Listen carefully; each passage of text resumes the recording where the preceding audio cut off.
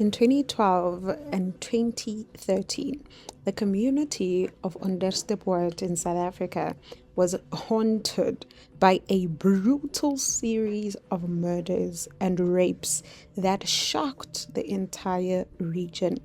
At the center of these horrific crimes was a man called Andries Makgae, a man who preyed on women, who used manipulation, violence, and a disturbing sense of entitlement.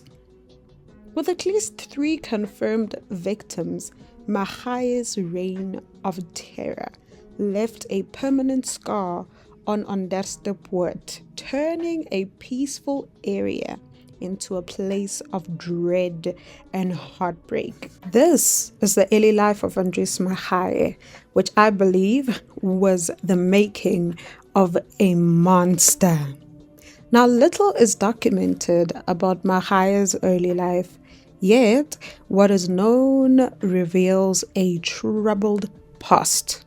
He was born in 1962 in Onderstepoort. He had a criminal history that included a 10-year sentence, and this was because he was arrested for robbery and attempted murder. But this was earlier in 2000. He then was released on parole in 2011, and he was obviously seemingly reformed to the authorities. But this freedom is what we are here to talk about now, because his freedom marked the beginning of his most violent crimes. Although married to a Zimbabwean woman, Makgae had a particular fixation on older women, which would later play into his series of deadly attacks.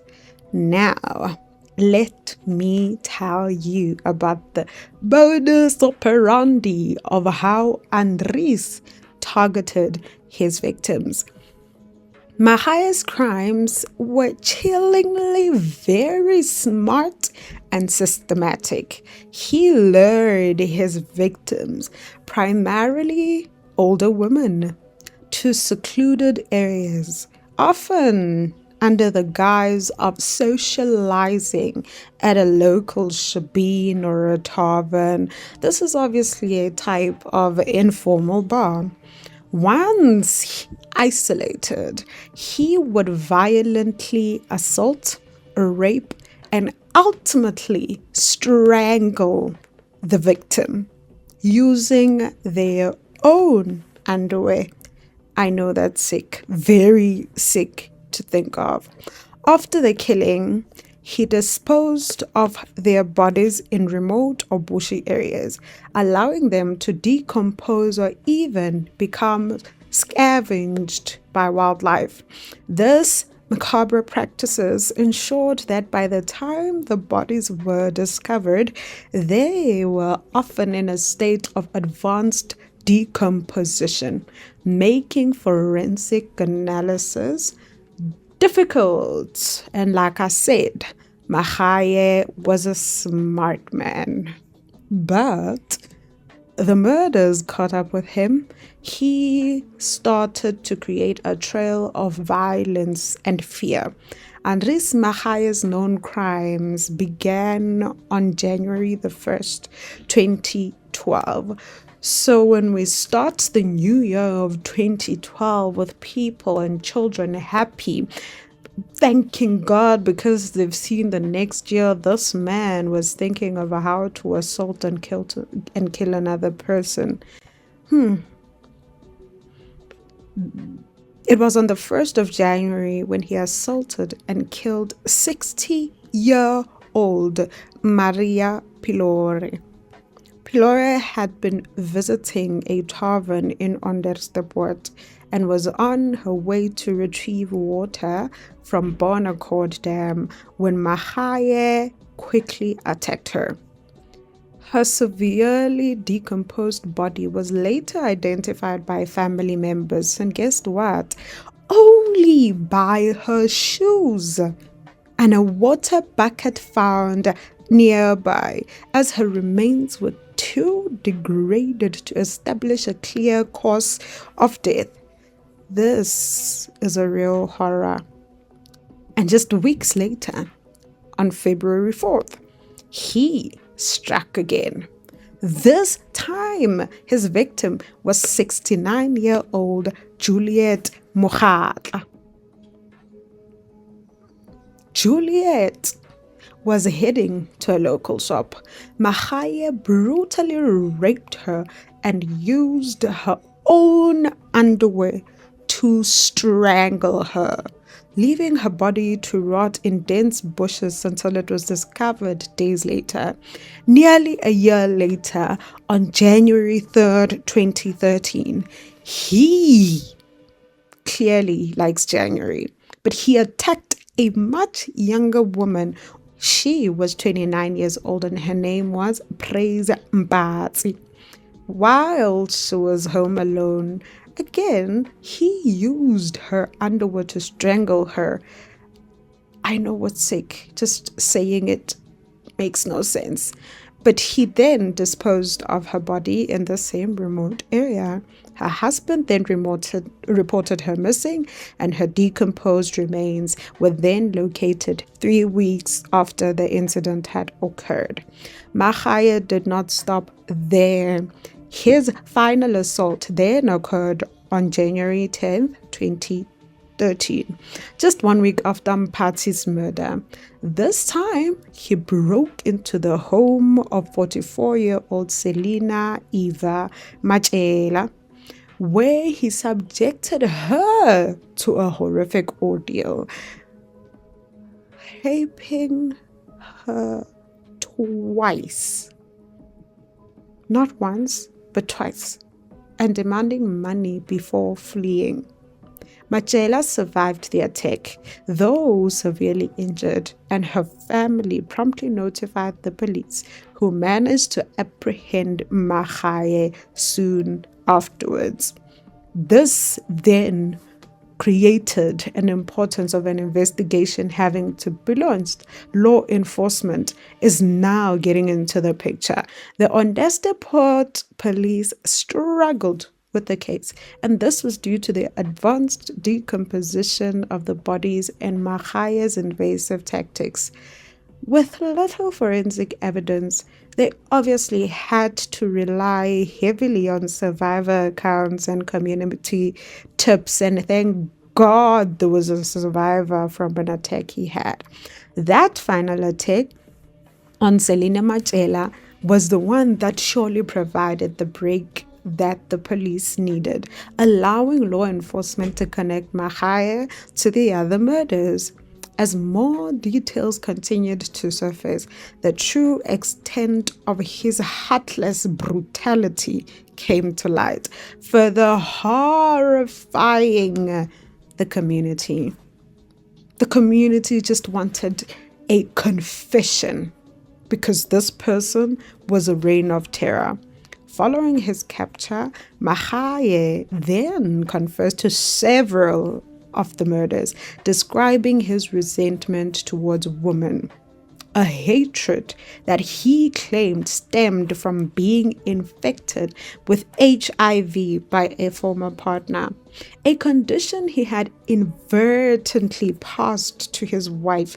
Now, this is painful, sad, and very worrisome. I do understand that by 2013, HIV was very well known, but not as understood and not as astigmatism as it currently is today. So not that what he is saying is correct. However, I am painting a picture of the times when this could have potentially happened. He also claimed to have killed additional victims in Camildrift and Valeria, yet no remains were found at these alleged sites. Detective Warren van der Berg, one of the lead investigators, expressed a belief that Makgae's body count was likely higher than what we thought, suspecting that he was probably responsible for at least 10 murders. Now that's a lot of blood. We then finally get to the trial, hoping justice for the victims will be received. Prior to his trial, though, Justice Monoatefo ordered a psychiatric evaluation for Makgae at Viscopus Psychiatric Hospital to determine his sanity. After he was deemed fit, which is amazing, to stand trial, he forced charges not only for the murders of Pilore, Mokgatla, and Mpatsi, but also for the rape and attempted murder of Selina Matjela and the murder of his former friend, whose death and burned house were suspected to be part of Makgae's attempt to silence a potential witness. This is a lot. He, however, pleaded guilty to the murder charges, though he denied committing rape, which, I mean, ultimately, he was found guilty on all counts and sentenced to 3 consecutive life terms. Now, there is a psychological profile to this, and I wanted to understand what really made Andries Makgae tick. The psychological assessments painted Makgae as deeply disturbed. His anger towards women, coupled with his violence and calculated approach, suggested deep-seated misogyny and a need for control. Hence, he never went to attack a man, but went to attack a person that looked like a less threat to him for him to control.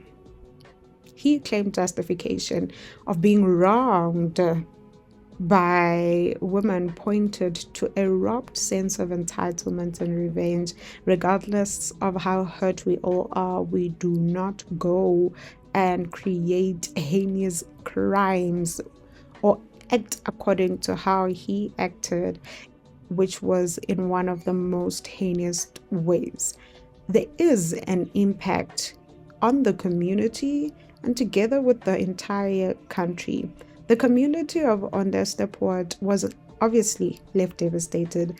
This was with residents that were shaken by the brutal murders and the unsettling knowledge that how can a killer who has killed the people we love be staying among us?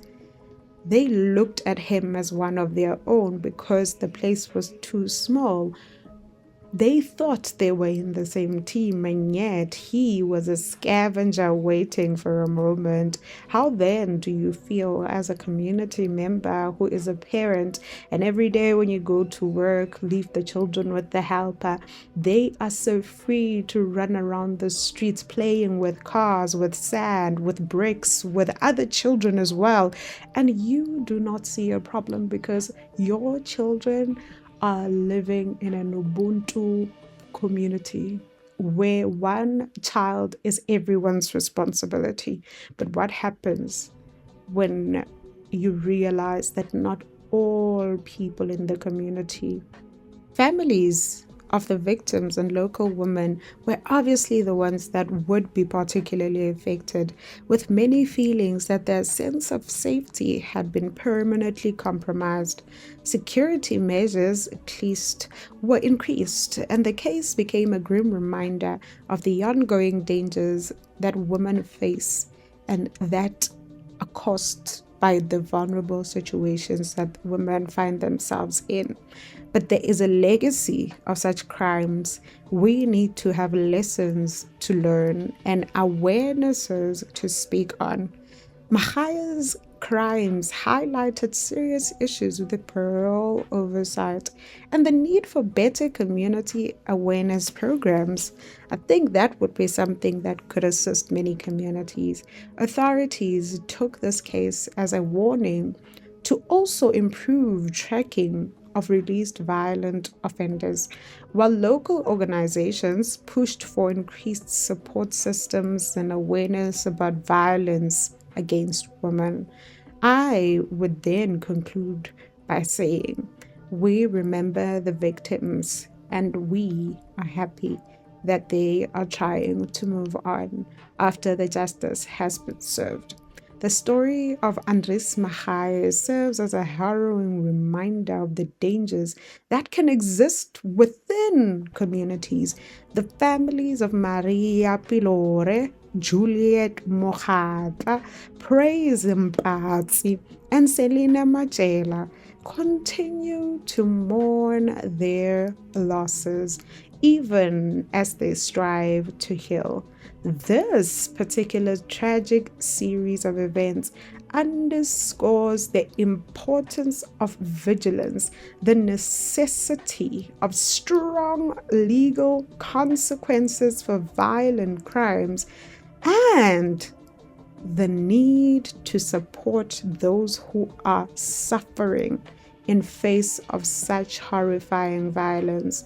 Now, I hope that after this story, we learn and understand the importance of taking care of ourselves, also taking care of our children, and together with the entire community.